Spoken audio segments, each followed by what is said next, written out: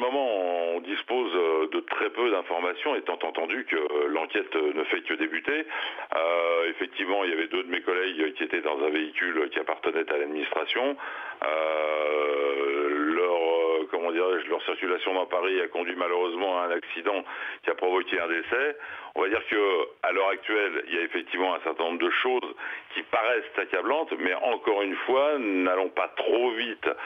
Il y a une enquête en cours, on déterminera les responsabilités de mes collègues, et de toute façon, à partir du moment où il y aura si jamais il y a responsabilité importante, rassurez-vous, ils seront sanctionnés. Il faut quand même expliquer aux téléspectateurs qui nous rejoignent sur BFM TV ces éléments accablants. On évoque notamment un feu rouge grillé, cette histoire d'alcool, peut-être un excès de vitesse aussi.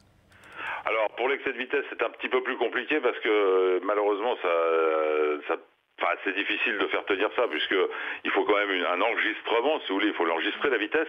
Maintenant sur l'alcoolémie c'est très simple, il va y avoir prise de sang, il y a eu même prise de sang, on attend les résultats et on déterminera le taux d'alcool dans le sang. Ça c'est quelque chose de très simple.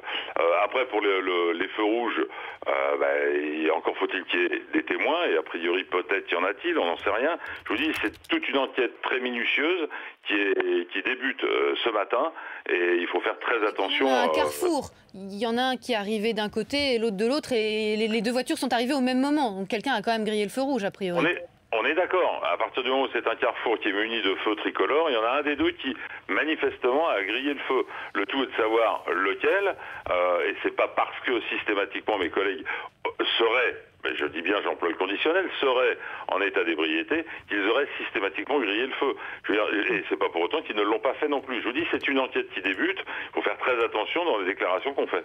Une précision, Luc Poignant, ils n'étaient, semble-t-il, pas en service, ces deux hommes, mais ils avaient un véhicule de l'administration, et là-dessus, il n'y a pas de problème, c'est la procédure. Hein.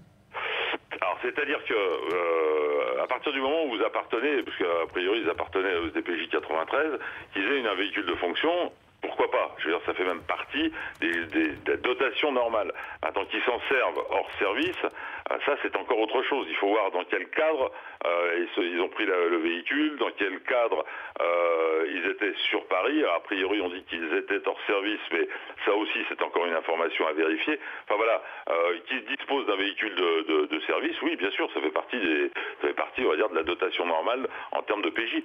Luc Poignant, comment ça va se passer maintenant? C'est la police des polices qui a pris l'affaire en charge. Hein.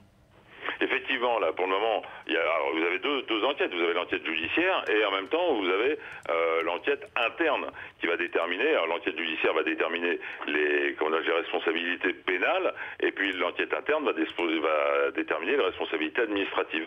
Et effectivement, il y a deux enquêtes qui sont menées conjointement, évidemment, vous vous en doutez, pour déterminer quelles sont les responsabilités relatives à cet accident.